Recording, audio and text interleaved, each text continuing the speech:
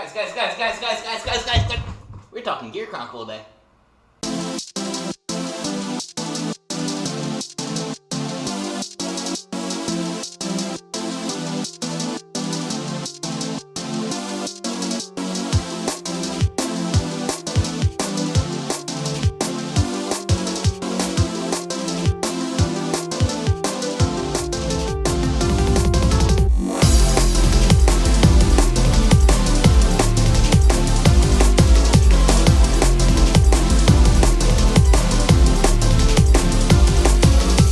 Morning guys, Future Jared here. I was just waking up to start editing and I saw something on Twitter during the weekly Tuesday stream or whatever. Let's not be around the bush. Big shout out to Curly Haired Hero for tagging me before I could even see the actual posts. Let's just put it on screen. He's back! Yes! Oh my god. Oh, I'm probably gonna do another video on speculating this because I don't want to crowd what was otherwise another video. But what do you guys think? He's back. I'm probably honestly about to sell every other deck that I own for D because let's be real, I'm not playing those anymore. And what do you think our king is gonna do? It says Stride in the deck, so obviously we're gonna have some with Grade 4, Superior Riding. It's basically what we did in V for it. I don't know if they'll repeat that again. I'm going to show you this off real quick. I'm working on, we'll do a video on these eventually, a fake red line for Gear Chronicle that I've come up with ever since Chaos was out that pretty much deals with specific cards going into Soul, kind of like Chaos, and like counts number of cards like a clock, so the more cards you get, the more effects or whatever. Will we see something like that? I mean, I know Jet's traditional Stride do a thing, but my reasoning for doing that in the fake ride line is most of the support cards with gear art that we've seen have to do with calling a specific card out of Soul or putting a specific card in Soul. So I figure like the Gear Chronicle playstyle will have to deal with specific things going into Soul. But, oh my god, CHRONOJET, welcome back Avatar, welcome back my son. Oh, so happy, like there's literally no words. Subscribe. You're probably a better video than 9 in the morning editing Jared. So let's get back to the actual video. Mr. Timely, W Lasher, like every Gear Chronicle YouTuber. I know you're probably not watching my little channel's video, but what do you guys think? Welcome back. We shall find out in the next few weeks how our boy works. And I can't wait. Oh my god. Okay, and I'm talking about CHRONOJET. Let's talk about CHRONOJET. So what's up everyone, welcome to another episode of the Gear Corner here on the channel, your one-stop shop for everything Gear Chronicle, where lately, premium's actually been peaking a lot for our friends. And you guys know what that means. Time to show off all my own spicy text before I end up disassembling this thing for Mystery Flare Turbo. Or Steam Maidens. As always, if you guys enjoy this kind of video, make sure to like, comment, subscribe, all that fun stuff. But with all that out of the way, let's go ahead and dive into deck profile in camera number 2. Let's be real here, there's only one man I could use today. So today, we are talking about Zodiac Time Beasts. It's always been a personal favorite archetype of mine for Gear Chronicle. I did another video on them super way back in time up there. But this one's going to play a little bit differently, and I made a bunch of different changes to kind of keep up with the current meta. So, let's go ahead and get started. Of course, can't start things off with our starting Vanguard. And this is the bestest boy ever. Dram has 2 skills. First of all, when you ride him with any grade 2 or greater Zodiac Time Beast, combine them, check your top 5 for grade 1 or grade 3 Zodiac, and add to your hand. Anytime. Let's come play a little later when I read the second effect, but anytime you ride, like you ride a grade 2, ride a grade 3, if you stride, this boy activates. You could tutor with him every time, and it's amazing. I bring it up because of the second effect. So, little generation break right there. When he's in the bind zone, you can discard 1 card from your hand. Welcome back. So like I said, you literally do this every turn unless he's not in your bind zone for some reason. Of course, we can't talk about CHRONOJET without talking about what he eventually evolves into. So let's go ahead and look at our CHRONOJET for the deck. God, I'm so sad I only have 1 SP now. So CHRONOJET Z has 2 skills, one that's really good and one that's really good. They're both really good. Let's be real here. There's a reason why he's our main grade 3 in the deck. So, you know how you usually have to pay your stride costs by discarding cards to equal grade 3 or higher? You don't have to do that anymore. He says you can do that by using a grade 3 in your drop zone as long as it's Zodiac Time Beast. Spoilers, all these cards will be ZTBs. And when you do stride, you get a nice little bonus in the cost of Soul Blasting 1 to target 1 card on either side of the board, so yours or your opponent's, send it back to deck, and then you can call a card that's 1 grade higher. This is great, lets you clear out the field if your opponent gives you field. If not, you just have to play something on your own side, whatever. It lets you change the board around, send cards to the past to create a new future. Time travel. In addition to CHRONOJET, we run 2 other Zodiac Time Beasts grade 3s. Here's a sheep, there's a cow. Sheep is great because he has an ability that's not locked to being Generation Break, so you can do it turn 3 if you go first or whatever. That is basically you could counterblast to bind him along with another card in your drop zone to draw a card. Great setup for cards in the future, and lets you do something turn 3 like I said. It's a good well-rounded card. You just only run 2 because you gotta make sure you ride the right one, let's be real here. Also a cow, this is my tech. He's a big boy. GB1, he gets +1 for every card in face up your GZone. Counterblast, you can do that again. It scales. This is one of the few ways that I do to make up for the fact that we don't run any gifts in this deck, and we don't have any Persona Ride or anything else cool like that. So this helps you scale to power, in addition to some further choices that you'll see in a second. Moving on to some of the sauceless deck, let's start talking about the grade 2s. So, our multi-attack engine is going to be 3 Horsey Mans, 4 Lego Dragons, and these cards, well, let you multi-attack. Basically, when he attacks counterblast 1, check your top card for every Zodiac Time Beast that you currently control, and you call 1 card from among them. So say you've got a board of 1, 2, 3, 4 rear guards, plus the band, you'd be checking top 5. This is great to help you set up. He also swings for 11, which is kind of important because we do have power-ups in this deck. And he's My Little Pony, his friendship is magic, look at the shiny armor.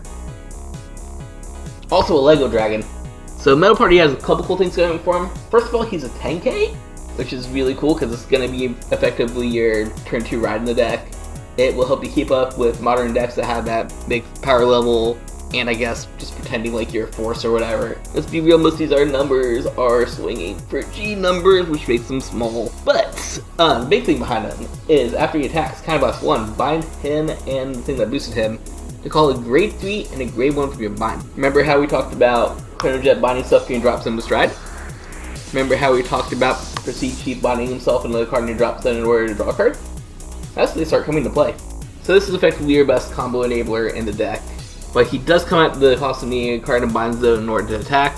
You're always going to have it, it's just there.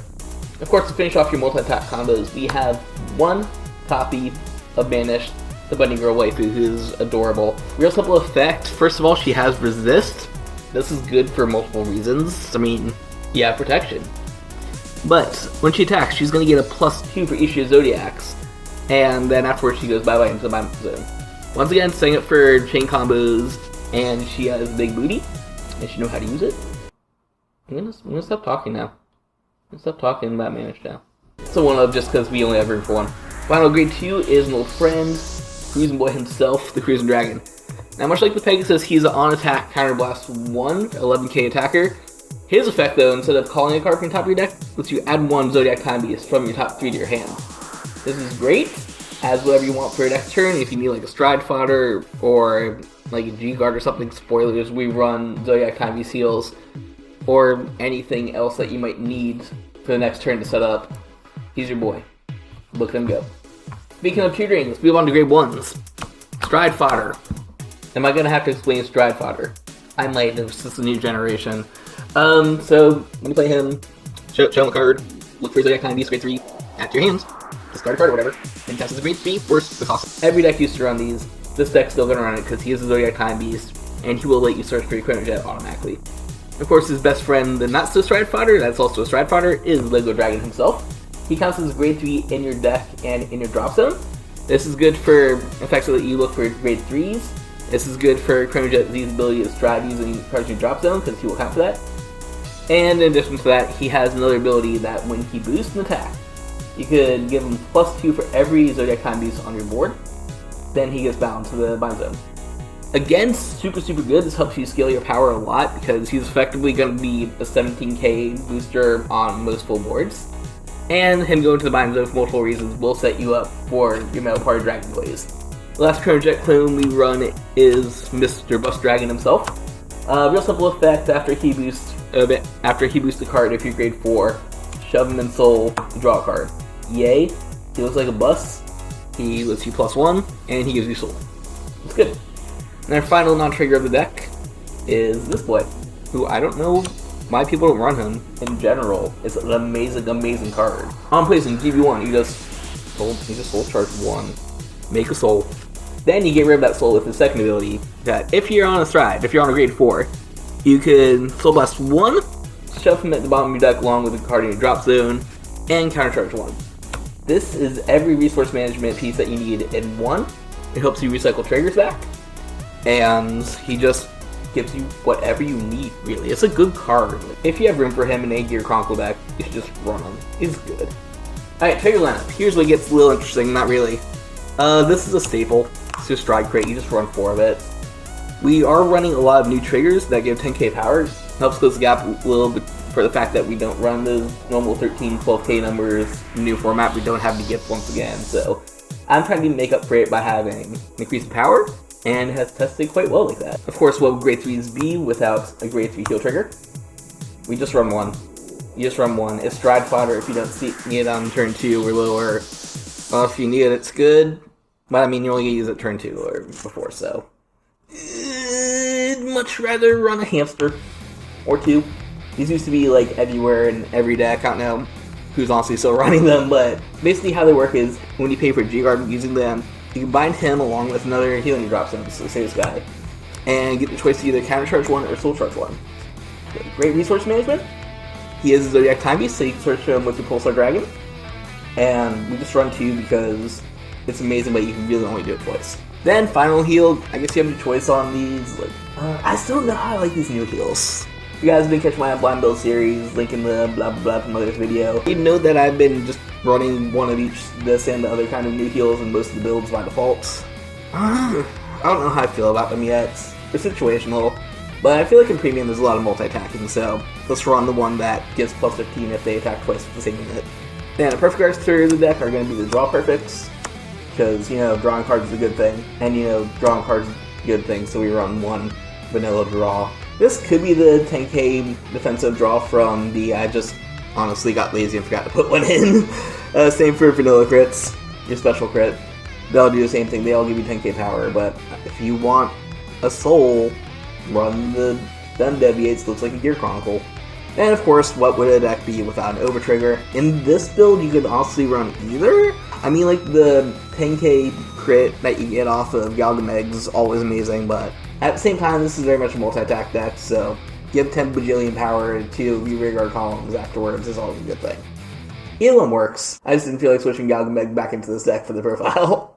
Of course, this wouldn't be a premium deck without the most important pile of cards in existence, the GZone. Start things off. Here's a couple Gear Groovies. This is a Gear Groovy build. So, 2 important things to note here. First of all, you see what it says? You see what it says Zodiac Time Beasts on his little thingy thing? That doesn't work. That's going to be important later. Secondly, he's a really cool card that you're able to flip over any of your strides to give him 5k power, and then at GB3, you can fuse 2 of those cards as long as they're dragons and have auto abilities. Like that one. And that one.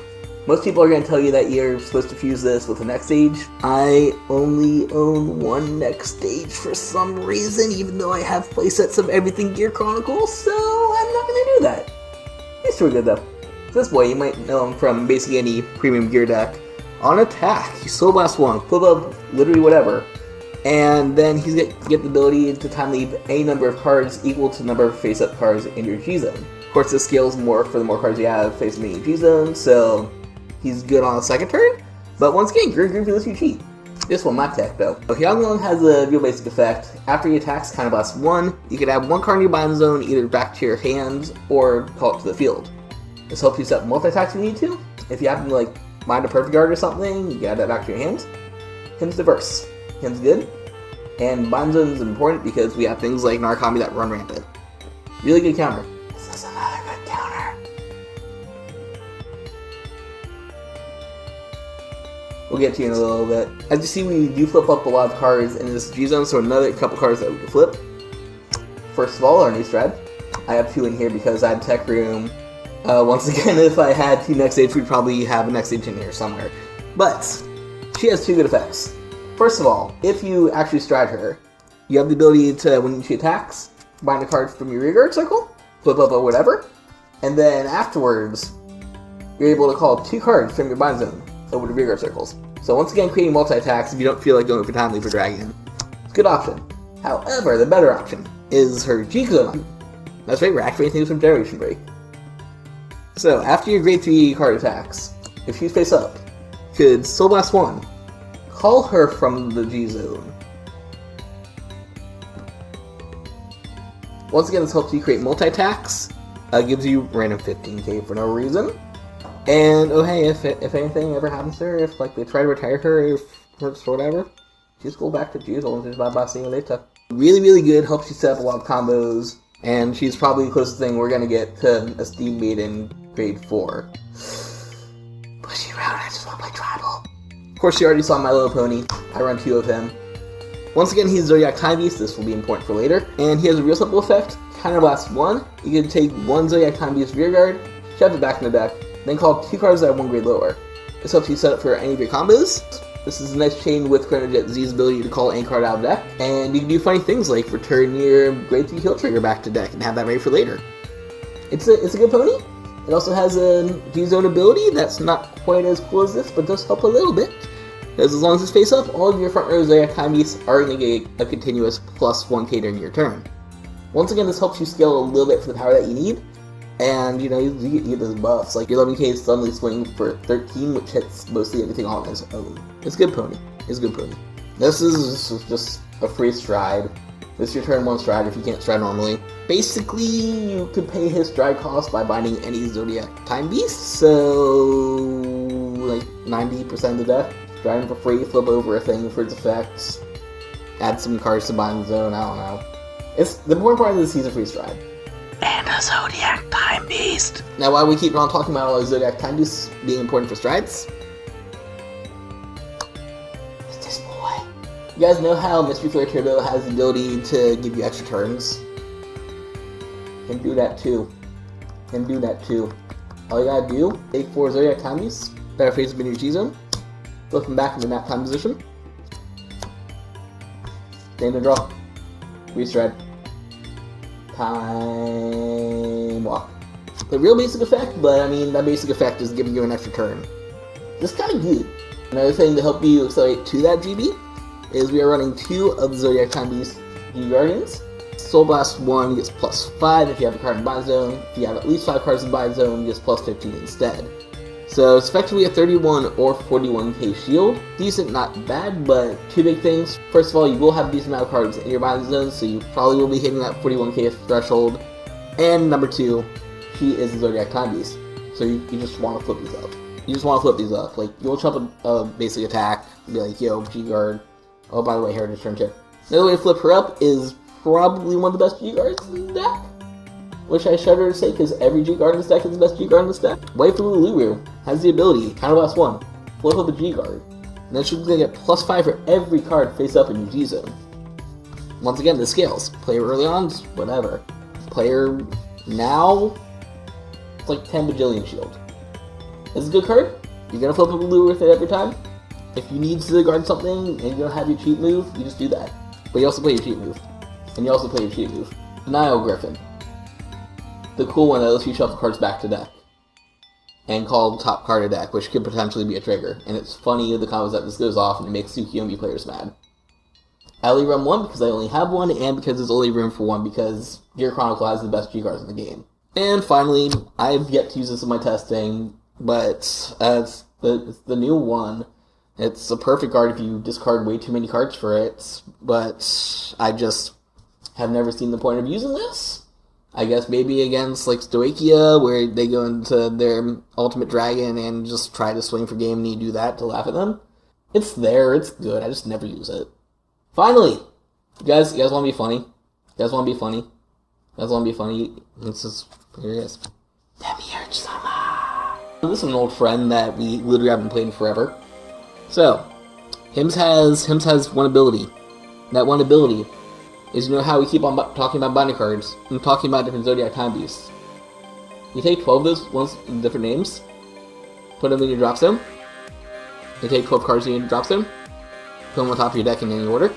I can stop talking right there. Like, he also has a garbage deck, who cares about that? The important part is you take your cards that you've been binding this whole time, stack any 12 cards, like stack your heal, stack your over trigger if you guard with it. Reset the past to create the future. Literally the Gear Chronicle card. Granted, you almost never run into him, but like, he's there if you need it. And if you play against something like Narukami, that's just gonna bind all your stuff anyways. Funny tech, we do run a decent amount of Zodiac Time Beasts. 1, 2, 3, 4, 5, 6, 7, 8, 9, 10, 11, 12, 13. So you are going to be able to hit him if you need to. So that's the basics of the deck. Let's go ahead and talk about kind of the combos and playstyle of how this functions a little bit. First of all, let's talk about this goodness. So, anytime you stride, anytime you take one of these cards and put it in the over there zone, you can do two things. First of all, I would always activate Dram first, just so you'd be able to check cards before you tutor for Chronojets. But, anytime you do this, shaboom, move from the bind zone. Check top 5. 1, 2, 3, 4, 5. Alright, cool, I can add one of these guys to my hand now. So you got +1, and then use Jet Skill to Soul Blast anything. Say they've got a grade 2 on board. Alright, so we're going to get any grade 3 out of the deck. First of all, he counts as a grade 3, so you get a booster if you want. Or, you know, you get your draw power, or your big boy power up cow, or say you hit grade 1, there's a combo attacker, there's a big girl, there's a card searcher. The possibilities are literally endless. Right there on any strategy, basically +2. Then after that, Dram's just chilling out over there, and in order to get him back, you just discard any card. Now, it doesn't matter which one too much, but if you're a smart human being and like to use CHRONOJET Z, it's grade 3. Boop! Welcome back, son. Next, we'll talk a little bit about this good combo. So let's say Mr. Cowell's over here in the bind zone, just any grade 3 chilling that you pay cost for.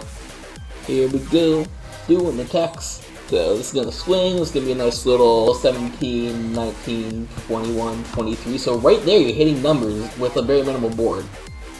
And then afterwards you pay the cost, kind of last 1. Here goes the bind zone. This is going to go to bind zone as well for his own effect. And you'll be able to call 2 cards out of your bind zone. So grade 3 and grade 1. Once again swinging. So it's going to be 18, 20, 22, 24, and then he'll get +1 for every card in your GZone. So once again, scaling power for what you need. Doing things like this, you're able to make up for the fact that you don't have any force markers, and still make a decent number of attacks, along with things like the Pegasus that just calls cards from the top of your deck. So, that is Zodiac Time Beasts. Or at least how I think it runs these days. At my locals, which has a pretty decent premium crowd and a lot of people playing meta, I've been able to go pretty consistently 3-1 with it, so while it's not without its flaws, certainly it does manage to hold up quite a bit against the current decks. And I'm proud of that. Like, honestly, when you think Gear Chronicle Premium, you're going to be thinking Mystery Flare Turbo. You're going to be thinking maybe Steam Maidens or a Chronojet Timely build using the V stuff. You're not going to look at Zodiac Time Beasts, our super old archetype that has had 0 support since the first reboot. But what do you guys think? Go ahead and comment down below. Let me know what your favorite Zodiac Time Beast is from Gear Chronicle. Obviously, Chronojet's the avatar, but let's be real, 80% of this deck is different Chronojet forms. And let me know if you want to see the other premium builds of this. I can just swap out for pretty much whatever at any point in time. Like I said, I'm probably about to test out Mystery Flare Turbo just so I could win games. I'm not mad at it. I love Time Walk. I'm an Izzet player in Magic. this me take extra turns. As always, if you enjoyed this video, make sure to leave a nice little like or a comment, or maybe subscribe if you're new. All that fun stuff. If you want to help support the channel, use our code SKYRIDGE for Raise Energy to save 15% off any of your energy drink orders, or check out my shop on TCG Player, where I'm always updating things and putting in Vanguard, Pokemon, Magic, pretty much whatever I find. Thank you guys for watching, and always embrace the infinite.